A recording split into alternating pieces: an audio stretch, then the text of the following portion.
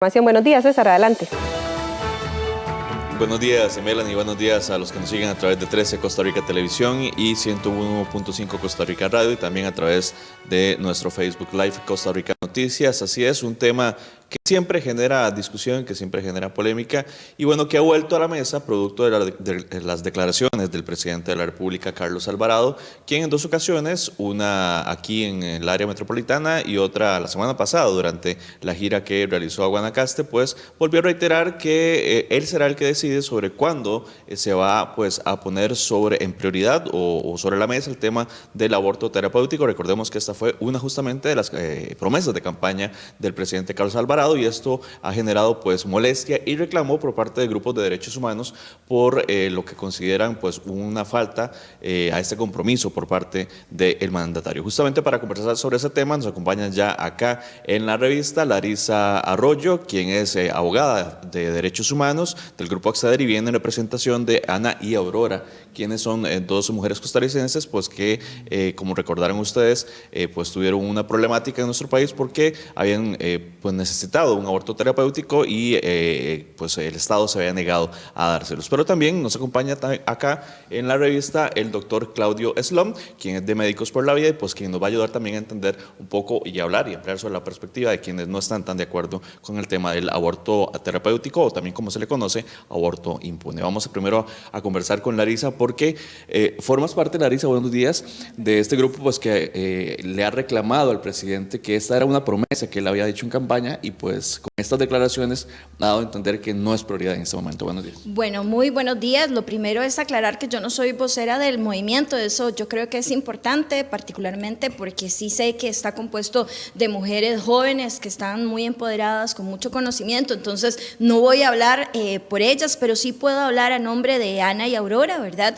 Que realmente estuvieron pues muy indignadas ya de por sí con Luis Guillermo Solís, el pasado presidente, en este caso con Carlos Alvarado, cuando no solo en lo que dice, sino la forma en lo que dice, en que lo dice, pues expresa básicamente que sus vidas, sus casos importan muy poco, al igual que la vida y la salud de otras mujeres en Costa Rica. Conforme van pasando los años, probablemente vamos acumulando casos que además no se denuncian, porque uno de los problemas más grandes es que no hablamos del tema, en buena hora que tenemos este espacio, de manera tal que las mujeres no conocen sus derechos, no pueden denunciarlos porque no conocen cuáles son esos mecanismos y de repente tenemos un presidente de la República que lo que dice es que los derechos de las mujeres no son prioridad, que nos tenemos que esperar todavía más de los casi 50 años que tenemos desde que entró en vigencia nuestro Código Penal, que entró en vigencia el artículo 121 que regula el aborto impune y garantiza su acceso a las mujeres y que desde entonces pues se ha aplicado una vez sí, una vez no, dependiendo de la voluntad de los doctores y las doctoras. ¿Cómo se puede leer, Larisa? Ya venimos con el doctor Slon. ¿Cómo se puede entender, cómo se puede interpretar esta posición de ahora el presidente Carlos Alvarado? Recordemos que esta fue una de sus promesas de campaña. ¿Cómo se puede leer ahora en las circunstancias en las que ya gobernando pospone la discusión de este tema? Bueno, una vez más, lo que tenemos es los derechos de las mujeres como una moneda de cambio en los diferentes gobiernos, sin importar incluso el partido político, ¿verdad? En el gobierno pasado, pues básicamente no se aprobó la norma técnica de aborto impune porque había temor de lo que eso podía significar para la elección presidencial y no se aprobó. En este caso, pues básicamente es lo mismo, ¿verdad? Lo que ha alegado el señor presidente es que hay un tema o temas que son mucho más importantes, que requieren de más urgencia, como es el tema fiscal y como es, por ejemplo, el tema de inseguridad ciudadana. No obstante, pareciera que las mujeres no estamos incluidas también en esos mismos temas, ¿verdad? Y pues claramente hay muchísima indignación porque cuando Carlos Alvarado se vendió como presidente o como candidato a la presidencia, él lo que ofreció fue ser protector de los derechos humanos versus el otro candidato que básicamente lo que pretendía era imponer su criterio personal sobre cómo tenía que ser regido el país y de alguna manera atentar contra el Estado de Derecho. En el caso de Carlos Alvarado, incluso tuvimos ahora hace la semana pasada, la antepasada, ya me perdí, celebrando los 40 años con la Corte Interamericana, muy grande el evento, muy lindo, pero bueno, esas palabras son preciosas, pero no pasan a la acción, porque entonces tenemos estos discursos, por un lado oficiales y por otro lado, cuando ya se le exige que cumpla con acciones, pues lo que ha dicho es, nos vamos a esperar un poquito más. Y eso es sumamente grave, insisto, no solo por el fondo, sino por la forma, al decir, aquí se hace lo que yo diga, cuando yo diga, y no reconocer que en un Estado de Derecho hay una legalidad, hay una convencionalidad, hay una constitucionalidad que tiene que respetarse. Y como todos los televidentes y radioescuchas sabrán, este tema del aborto y propiamente del aborto impune o terapéutico genera discusión en nuestro país, a pesar de, como decía Larisa Arroyo, ya está reglamentado, está por ley desde el año 1971. Pero para ampliar sobre la otra posición, sobre las personas que no están tan de acuerdo sobre este tema y las razones por las cuales, nos acompaña justamente el doctor, como decíamos, Claudio Slom, que es de Médicos por la Vida. Don Claudio, muchísimas gracias, doctor, por acompañarnos esta mañana. Pues nos gustaría también reiterar o recordar la posición de quienes consideran que el tema del aborto impune no debería ser un tema de discusión y no debería estar sobre la mesa. Buenos días. Bueno, muy buenos días. En realidad sí hay importancia de discutir estas cosas a nivel social, son muy importantes y lo más importante es ponernos de acuerdo, porque yo no puedo opinar sobre la parte política ni la parte social, yo no soy, digamos, conocido en el tema, yo solo puedo opinar de la parte médica. Y como médico y hablando con los demás médicos que nos hemos reunido para analizar esta situación, sentimos que es suficiente el artículo 121 para poder garantizar un adecuado tratamiento de la madre, siempre pensando en el niño, porque la intención del médico es salvar las dos vidas. ¿Qué dice el artículo 121? El artículo 121 es el que, digamos, le quita la pena al aborto si esté buscado por asuntos de, digamos, para la madre, para enfermedad de la madre o su salud, para peligro de muerte de su salud, cuando no pueda ser logrado por otro método. En eso, el artículo en específico tiene una redacción muy escueta. Lo interesante de esto es que el concepto de salud que nosotros manejamos, los médicos, es un concepto muy ético. Yo aprendí, incluso de doña Larisa en la entrevista pasada que estuvo con el presidente del Colegio de Médicos, algo muy interesante. Yo no sabía que este artículo 121 es viejo, tiene como 50 años y fue como una actualización de otro artículo más viejo que era de 1941. Y me motivó eso a buscar esos artículos para leer un poquito. Entonces, ¿cómo fue la intención del legislador a la hora de hacer eso? Interesantemente, cuando uno analiza las sesiones donde se hablaron de las cosas a la hora de tomar las decisiones en la Asamblea Legislativa, sí se habla de la salud materna y del derecho que ella tiene, por supuesto. Pero especialmente pareciera que el espíritu de ese artículo fue más bien tranquilizar y liberar a los profesionales médicos de la salud que en el cumplimiento correcto de su deber tuvieran como consecuencia la muerte de un niño que es penado en Costa Rica. Entonces, ¿cuál era el conflicto que tenían en aquella época? Que a veces el médico no quería, que es un poco el temor de doña Larisa, que es que el médico no quería atender o estaba retrasando la atención adecuada por el miedo de que lo vaya a perjudicar el aborto, en términos de ir a la cárcel. Bueno, entonces, según parece, con eso se logró, y yo, por lo menos en mi experiencia como médico, y he hablado con otros médicos anestesistas, ginecólogos, no conozco un caso de una mujer cuya emergencia no haya sido bien resuelta por temor a que, como está embarazada, mejor la esperamos ahí. Obviamente al niño tampoco le conviene morir junto con su madre, o sea, no es cuestión como que hay que decidir entre una vida y la otra. Yo lo veo muy claro que son las dos vidas las que hay que salvar y hay que hacer el intento hasta el último momento.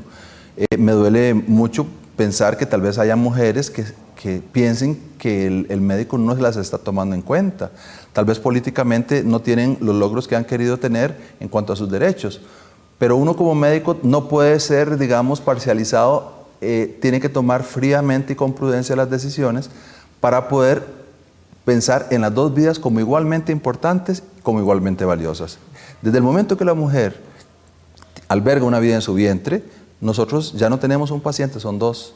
Y uno le da las recomendaciones a la mujer que tome el ácido fólico desde meses antes de quedar embarazada, para que cuando venga el bebé no se le vaya a hacer malformaciones del tubo neural. O sea, estamos atendiendo a nuestro paciente, estamos dando un consejo para que el niño nazca bien en todas las mujeres, porque queremos que los niños nazcan sanos. Eso es independiente que sea un niño deseado o no deseado. O sea, ya eso es una cuestión social, digamos, ¿verdad? Pero desde el punto de vista médico está muy claro. La vida comienza desde el momento de la fecundación. Y es un continuo que se desarrolla a lo largo de toda la existencia del ser humano en diferentes etapas. Embrión, luego feto, luego recién nacido, luego lactante, luego preescolar, luego adolescente y termina con la muerte. Pero es un continuo que no para, o sea, no hay un cambio abrupto. Y hay una cosa que me gustaría aprovechar ahora que tengo la oportunidad de hablar con doña Larisa, que incluso quisiera ofrecerme, digamos, a los grupos que usted representa, para reconsiderar algunas de las cosas que ustedes consideran que son favorables para la mujer que aborta, porque yo no tengo ninguna duda que están buscando lo mejor para la mujer. Lo que pasa es que nosotros los médicos tenemos que basarnos no en la opinión, sino en la evidencia. O sea, yo no puedo decir, es que como yo opino que no, esta vía sí vale o esta vía no vale, yo hago lo que yo opino.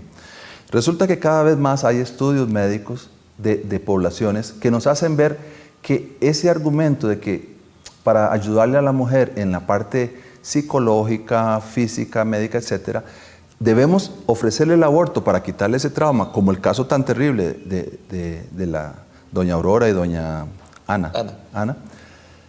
Bueno, los estudios de grandes poblaciones, porque hay casos individuales, pero los estudios de grandes poblaciones, hablamos de miles de mujeres, nos hacen ver que no, que pareciera que más bien al final están, digamos, resolviendo el problema inmediato, haciendo que en el momento se sienta tranquilo y a los años comienzan a salir los conflictos y los problemas de toda índole, psicológica, física e incluso a nivel de pareja. Entonces yo tengo aquí varios estudios que pudiéramos comentar, si a ustedes les parece, y como le digo, debe haber información en los dos sentidos, pero uno lo que tiene que analizar también es la calidad científica de un estudio, que sea un estudio con poder estadístico y que sea significativo para tomar decisiones en base a una realidad. Ya vamos a continuar justamente mencionando esos estudios, pero nos gustaría tal vez la respuesta de Larisa Arroyo, abogada en Derechos Humanos y quien está en representación justamente de Ana y Aurora.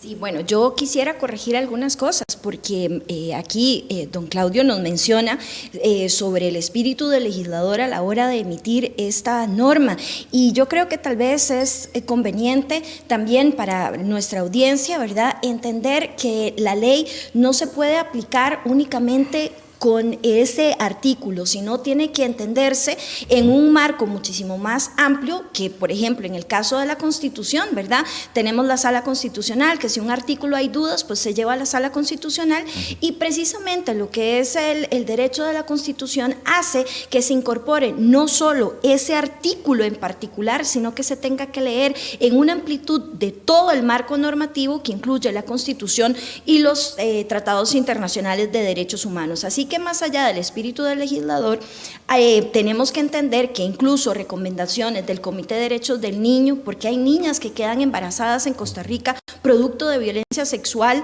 el Comité CEDAW, el Comité de Derechos Humanos de Naciones Unidas, las recomendaciones de la Defensoría apuntan siempre a que hay una necesidad de que en Costa Rica por fin se pueda implementar ese artículo 121 que es insuficiente. El doctor lo decía, ¿verdad? En algún momento a mí me incluso planteaba de que el artículo se hace para quitarle el miedo a los profesionales en salud y no para proteger a la mujer. ¿Cuál es el bien que queremos proteger? Es la mujer, su salud y su vida. Eso por un lado. Por otro lado, entender que hay casos efectivamente donde no se le ofrece a la mujer esta opción, a pesar de que la ley lo permite, porque tenemos, y el doctor, digamos, es el vivo ejemplo cuando dice en caso de emergencia. Es que el artículo habla de riesgo para la vida o la salud. Hay veces que tal vez no hay una emergencia ya, pero hay riesgo, hay peligro eventualmente porque se sabe que ese embarazo va a tener, por ejemplo, en el caso de un embarazo ectópico que sea detectado tempranamente, tal vez si no lo hacemos hoy ya, la mujer no se muera, pero dentro de unos días, dentro de una semana sí. Eso por un lado.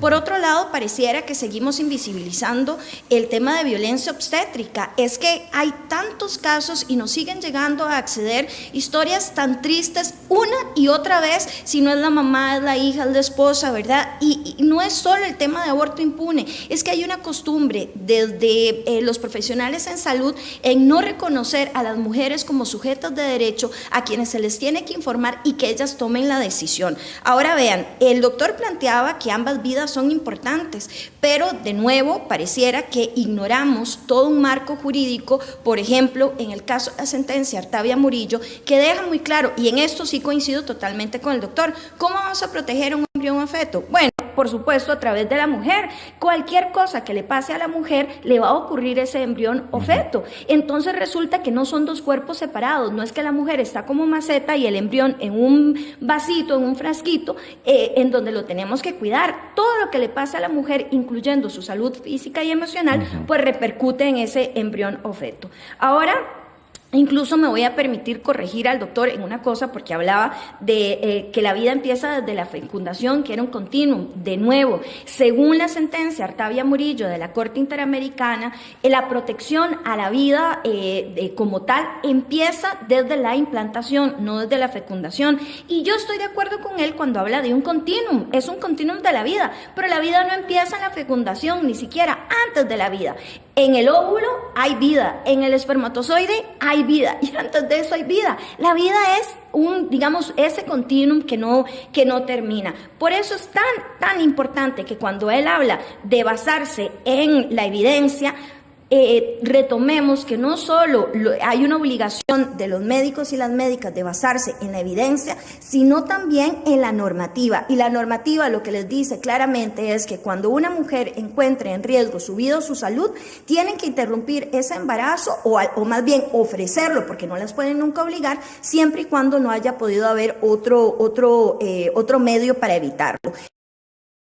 Quisiera como plantearle una pregunta al doctor, porque tanto nos ha estado hablando de la medicina basada en la evidencia, pues resulta que la Organización Mundial de la Salud, la OMS, deja muy claro toda esa recopilación, incluso de informes, en que la negación a una mujer de esta posibilidad de interrumpir el embarazo cuando está en riesgo su vida o su salud atenta precisamente en contra de su salud integral. Y a mí eso me preocupa mucho, porque seguimos hablando de estudios, pero no aterrizamos en esos casos en donde a las mujeres, pensemos, niñas menores, y aquí otra pregunta para él, ¿hay riesgo para las niñas menores de 13 años para su salud?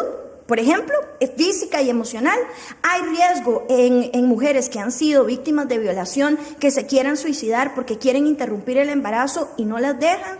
Hay riesgo en esas mujeres que han tenido embarazos con fetos que tienen malformaciones incompatibles con la vida extrauterina, es decir, que nunca van a sobrevivir fuera del cuerpo de la mujer, precisamente de suicidios o de tener secuelas tales y como sufren Ana y Aurora al día de hoy, en donde tuvieron que interrumpir su proyecto de vida, incluso de pareja, porque les negaron un procedimiento que, si hubiera sido atendido en las primeras semanas, les hubiera ahorrado años de dolor, de sufrimiento y de tortura estatal. Doctor Carlos Aslan, tal vez para las consultas que hacía, las preguntas que hacía Larisa, decía que es insuficiente el 121, tal vez su opinión al respecto. Ok, le agradezco que me recuerde, porque como son varias. Bueno, mire, yo admiro a doña Larisa el ímpetu y que de verdad se pone la camiseta, y ella es una convencida de la defensa de la mujer, y tiene razón, así debe ser. Lo que pasa es que la posición del médico es un poco diferente, porque como uno tiene que considerar éticamente también a la otra vida que está en gestación, digamos que la parte legal y eso no entra tanto a jugar cuando uno tiene que tomar una decisión clínica. Obviamente, el embarazo tubárico, el ectópico tubárico, es una emergencia médica, y nadie se ha muerto en Costa Rica por un embarazo ectópico tubario roto que no haya sido atendida. Y no es que no han habido, ¿verdad? Entonces, claro, digamos que hay formas de ver la realidad, y cada uno defenderá desde su punto de vista. Obviamente, yo tengo que tener una posición un poco central, en el sentido de decir, bueno, sí es una nueva vida que inicia con la fecundación, porque tiene razón doña Larisa. Un espermatozoide de un cadáver y un óvulo de un cadáver no generan una nueva vida. tiene que haber una vida preexistente. Lo que pasa es que la vida que inicia con la fecundación ya no es la del papá y la mamá, ya no es la vida de los antecesores que se continúa, es el niño totalmente único y irrepetible que desde el momento de la fecundación tiene el material genético listo y necesario para poder definir todas sus características en el futuro. Lo único que necesita es tiempo para irlas construyendo. O sea, desde el momento de la fecundación, cuando apenas ese ser tiene una célula que se llama cigoto, ya tiene definido qué color de ojos, si va a ser alto, si va a ser bajo, si va a ser gordo. Todo está definido, lo que hay que hacer es esperar para que lo desarrolle. ¿Qué necesita para desarrollarlo? Como todos nosotros, un medio ambiente que nos nutra, que nos dé oxígeno, ¿verdad? Entonces, al igual que nosotros, el embrión sí necesita de la madre y sí necesita implantarse, como una más de sus etapas. Igual que cuando nace, necesita que la mamá le dé mamar, si no, se muere también. O sea, el asunto de la implantación, yo sé que a nivel de la Corte se manejó de un punto de vista muy legal, pero desde el punto de vista médico no tiene sentido. O sea, ustedes hablen con cualquier médico y pregúntele, ¿este embrión de 1, de 2, de 3, de 4 células que va creciendo, es un ser humano o no? Me extrañaría a alguien que diga que no es un ser humano, porque entonces tendría que explicarme, entonces, ¿en qué momento se convierte en humano? O sea, ¿en qué momento pasa de ser un vegetal, un animal o un mineral a ser realmente un humano, ¿verdad? Entonces, eso es algo que para la ciencia está muy claro. Yo sé que a veces la ciencia les puede sonar a las personas como muy fría, pero no es así. O sea, uno tiene que tomar en cuenta todas las alternativas. Pero justamente lo que quiero hacer énfasis hoy es que esa premisa en la que se han basado muchos grupos con buena intención está demostrando que al fin y al cabo no está siendo correcta. Y digamos, uno se asombra a veces porque uno no esperaría que algunos estudios arrojen los resultados que están arrojando. Por ejemplo, en el caso del embarazo por violación, terriblísimo, de una niña o de una mujer adulta, lo que sea, la violación siempre va a ser terrible. De ahí, yo puedo opinar de una forma, nunca voy a tener ese problema. Probablemente muchas mujeres que están defendiendo también a estas que han sido violadas tampoco han tenido el problema. Pero lo importante es que cuando se le pregunta a las mujeres que sí han tenido ese problema, que sí han sufrido una violación, y en un estudio muy interesante que se hizo en el año 2000, se tomó a todas las mujeres que habían encontrado, 192 mujeres que habían sido violadas. ¿Dónde fue el estudio, doctor? Este estudio fue hecho en Estados Unidos. Habían sido violadas y habían quedado embarazadas con la violación. Y se observó las que abortaban y las que no abortaban. Y luego se les estudió y se les preguntó, bueno, ustedes que recurrieron al aborto, ¿se arrepienten de haberlo hecho? El 80% contesta que sí. Que no lo volvería a hacer y que más bien abortar intensificó su dolor. Y ahí me acuerdo mucho de Aurora. O sea, desgraciadamente, Aurora tuvo una situación de mal manejo en el aspecto emocional, personal, que hizo que no pudiera superar esta situación tan terrible. Y yo le ofrezco también a Aurora que se contacte conmigo. Hay montones de proyectos, por ejemplo el proyecto Esperanza, que le ayuda a encontrar paz y le ayuda a encontrar tranquilidad, aunque ya haya pasado lo que pasó. Nada va a cambiar el pasado, pero sí puede cambiar el futuro. Y estas son las cosas que sí hay que ofrecerles a las mujeres por dignidad de ellas, porque ellas merecen más. Entonces, cuando uno ve que el 80% se arrepintieron, de las que no abortaron se les preguntó cuántas se han arrepentido por no haber abortado, por lo que eso puede significar. Ninguna se arrepintió. Entonces, en el estudio concluyen que el 94% de las personas que abortaron después de una violación se arrepintieron o no se les debería recomendar abortar porque no es lo mejor para ellas. Solo un 6% logró decir, bueno, sí, yo me sentí más tranquila después de haber abortado. Entonces, es la evidencia médica que tenemos que ponerle oídos. O sea, eso sucede, no nos tapemos los oídos ante algo que está clamando para ayudarles verdaderamente a las mujeres. Larisa Arroyo. Sí, bueno, aquí hay un tema gigante que a mí me preocupa de sobremanera, y es que, Claudio, usted está diciendo que la ética va por encima de la legalidad y que hay como un concepto de lo que ustedes consideran como ético y demás. La ética no puede estar apartada de la legalidad, y ven cómo precisamente lo que les decía, que ese es el problema que tenemos en este momento, en donde los médicos y médicas deciden qué pueden y qué no pueden hacer, incluso ignorando la ley. Me explico, usted me dice que hay que considerar éticamente que una cosa es la decisión clínica, otra es la legal. Pues yo quisiera ver qué tanta diferencia hay si hay una denuncia por malpraxis y ustedes lo que dicen, no, es que yo actué éticamente y a mí la ley no me aplica. Entonces, vean qué preocupación tan grande, ¿verdad? En donde tenemos un médico que lo que dice es, bueno, es un tema ético, que además la ética no tiene por qué estar reñida con la ley, todo lo contrario, ¿verdad? Porque incluso el mismo código de ética del Colegio de Médicos y Cirujanos tiene que ajustarse a la legalidad, a la constitucionalidad y a la convencionalidad. Y de repente lo que tenemos es alguien que nos dice, bueno, no, es que yo me ajusto a lo que yo considero que puede ser esa ética, ¿verdad? Y a la interpretación que yo hago. Cuando tenemos un marco legal que nos obliga a todas las personas, yo no puedo decir no voy a pagar impuestos o me voy a saltar este alto porque la verdad es que yo voy tarde al trabajo y es una falta de respeto para mi jefe llegar tarde. Me explico, la ética es algo que podemos cuestionar, la ley nunca, es para todas las personas. Ahora, lo otro que yo también me preocupa de sobremanera es esta idea de que tenemos un óvulo fecundado, implantado y que inmediatamente vamos a tener un bebé hermoso que va a ser una persona, etcétera. ¿Por qué? Porque, y aquí se lo voy a plantear al doctor para que nos explique, si hay casos en donde ese es eso que estamos llamando vida y que estamos incluso de alguna manera dándole mayor valor a la vida que a la vida de la mujer, si siempre va a resultar en un bebé recién nacido o si existen molas, no voy a explicar qué es porque el doctor lo va a poder hacer mejor, o si hay casos, por ejemplo, de malformaciones, o si hay cualquier otra cosa que haga que esa idea que tenemos de que un embarazo igual un bebé sea falsa, porque siempre hay cosas que pueden pasar de por medio, desde la salud de la mujer hasta algún tipo de malformación o cualquier otra cosa que pueda ocurrir. Ahora vean de nuevo, ¿verdad?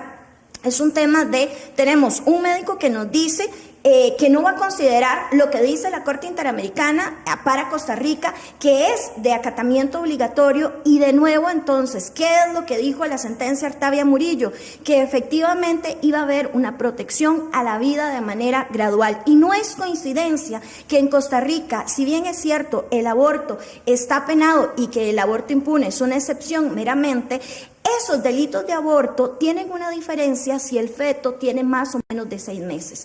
¿Por qué? Y ahora que hablaba precisamente el doctor del espíritu del legislador, porque no había legisladoras en ese momento y muchas veces no hemos sido escuchadas las mujeres. ¿Por qué hacen esa diferencia de los 6 meses? Precisamente porque hay una expectativa de vida que es considerada. Menos de 6 meses, pues tiene una pena menor en nuestro Código Penal, y mayor de 6 meses ese feto, si realiza un aborto, ya sea de manera intencional o que sea accidental, tiene una pena mayor. ¿Por qué? Porque consideramos que la protección a la vida tiene que ser gradual, y es falso que le tengamos que dar igual valor a la vida del embrión o del feto que a la de la mujer. Lo que le pasa a la mujer le va a pasar al feto. Es que el feto el embrión, esa cosita que puede ser del tamaño de un frijol, ¿verdad? Está sujeto a lo que le pase a la mujer. Entonces, si ustedes lo que me van a decir es que ese frijol o esa semilla, del tamaño que sea, porque no estamos hablando, y aquí donde ponían imágenes como de bebés de 3 meses ya de nacidos, eso no es el aborto. Estamos hablando de etapas tempranas, particularmente porque tiene menos riesgos para las mujeres, porque tiene menos impacto incluso en su salud física y emocional. Y a mí me molesta muchísimo, y estoy segura que en algún momento Ana y Aurora se lo harán saber, doctor, pero cuando usted habla de que en el caso de Aurora ella hizo un mal manejo de esta situación, es revictimizarla. Después de todo lo que pasó, lo que le están diciendo es, usted no hizo lo que tenía que hacer para poder manejar una situación dolorosa, cuando ella precisamente, cuando lo solicitó, ¿verdad? Le dijeron que no, tuvo repercusiones a lo largo de su vida, en el caso de Ana también, al punto de que Ana tenía lo que, digamos, se conoce popularmente como intentos de que se le viniera, ¿verdad? Y la mandaban a reposar a pesar de que ella estaba solicitando esa interrupción. Entonces, eso no es protección a la vida, eso es tortura. Yo no estoy diciendo que a todas las mujeres se le tenga que hacer lo mismo. Lo que estamos planteando como representación de Ana y Aurora es que se les ofrezca y se les informe cuáles son los riesgos que ellas tienen, mujer por mujer, caso por caso. No podemos decir, esta se va a arrepentir, la otra no, esto es bueno para usted, esto no. Usted le tiene que ofrecer esa evidencia a esas mujeres para que ellas decidan qué es lo mejor. Y cuando usted hablaba de escuchar la evidencia científica, yo lo que creo es que seguimos sin escuchar la evidencia que surge de las más altas instituciones de salud, como es la Organización Mundial de la Salud. No lo he escuchado a usted mencionar absolutamente nada sobre eso, ni tampoco sobre los altos estándares tanto de derechos humanos como médicos. Hablemos, por ejemplo, de qué es lo que dice la Federación Internacional de Ginecobstetras, porque precisamente lo que han dicho es que a las mujeres hay que ofrecérselos en esas etapas tempranas y que de alguna manera ellas decidan. Doctor Claudio Slón. Ok, bueno, de la ronda pasada me quedaron algunas que no contesté y estoy, digamos, con muchos temas en la cabeza. Ahí sí, voy a ver cómo me ordeno. Bueno, número uno, no sé si yo lo dije, si lo dije me disculpo, pero no dije que Aurora, ella tuvo un mal manejo, se le dio un mal manejo. O sea, el manejo de una mujer en un estado de crisis como ese es responsabilidad de los profesionales que la atienden.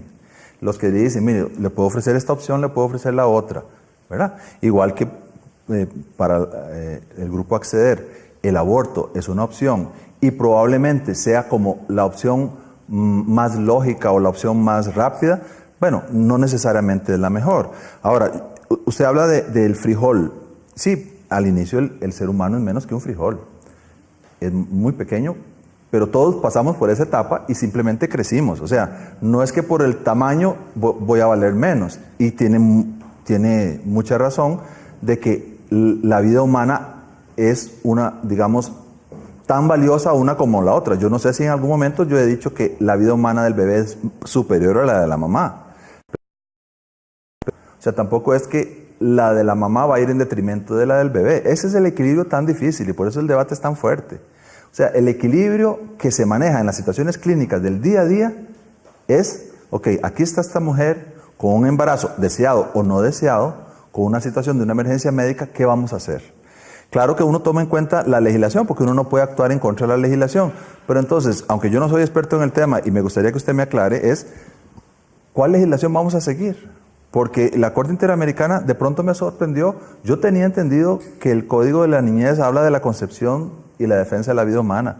Tenía entendido que el Código Civil también habla de 300 días antes de nacer. O sea, la legislación en un conjunto costarricense defiende la vida desde la Constitución. Entonces, por eso es que uno no entiende qué pasa con instituciones respetables que hacen promulgaciones muy duras que tal vez van en contra de todo el sentir de un pueblo, incluso de la parte legal.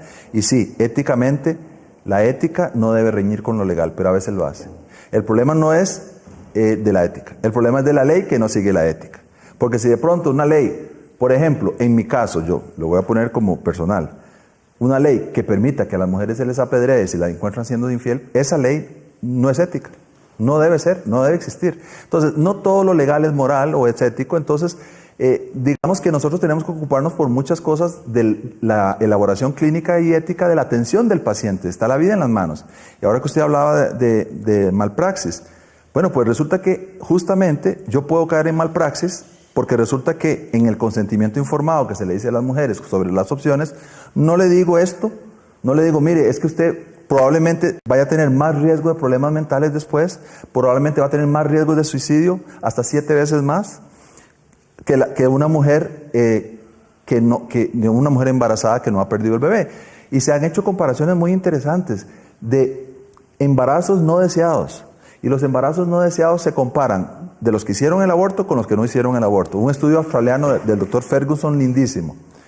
Es impresionante porque ese hombre durante 30 años ha seguido un pueblo entero y lo ha analizado él es un psiquiatra y él dice, bueno, ¿cuántas adicciones, cuánta drogadicción, cuánto suicidio? Bueno, entonces él dice, ¿por qué será que tanta gente con problemas de suicidio y problemas de depresión me están consultando y tienen antecedentes de aborto? Entonces él escogió hacer un estudio que puso en comparación mujeres de Nueva Zelanda, Australia, Gales, Reino Unido y Irlanda. Bueno, el asunto es que en todos esos centros tenían una característica. La característica es que el aborto solo era permitido por razones cuando se demostrara que realmente iba a ser de beneficio. Entonces la pregunta de él era, ¿alguna vez el aborto puede ser de beneficio psicológico para la mujer? Entonces cogió este grupo y lo dividió en dos. Y tiene conclusiones muy interesantes. Le leo dos datitos nada más. Concluyó que a pesar de que el 90% de los abortos son hechos sobre la base de que el aborto va a mejorar la salud mental de la mujer, literalmente no hay evidencia médica que soporte esta idea. Por lo que él considera que los médicos que están incurriendo en este tipo de prácticas están actuando en contra de la medicina basada en la evidencia. O sea, están actuando de manera casi que de malpraxis, irresponsable o negligente. Pero lo más interesante de este artículo, que fue en el 2013, es que él se declara pro-choice y ateo. O sea, él no tiene el sesgo que podríamos decir, es que claro, fue un trabajo hecho por la iglesia tal. Él es una persona que todavía cree en el aborto, pero él insiste en que el aborto, por este tipo de razones mentales, más bien causa más daño que beneficio. Esto es evidencia médica que nos tiene que hacer reflexionar. ¿Le estamos dando realmente la mejor solución a las mujeres? ¿Y qué pasa después del aborto? ¿Cuántas instituciones están con las mujeres posaborto? Mire, aquí hay un proyecto lindísimo, el Proyecto Esperanza, que les puede ayudar a encontrar paz espiritual, paz incluso material, porque se les da apoyo económico, se les da apoyo en todos los sentidos para que su vida cambie para bien y no para mal. El asunto del aborto, ¿qué es? Que la mujer está desesperada, está en una situación de crisis muy difícil y la sociedad, sea como sea, la presiona, la está haciendo una coerción que la misma mujer no desea.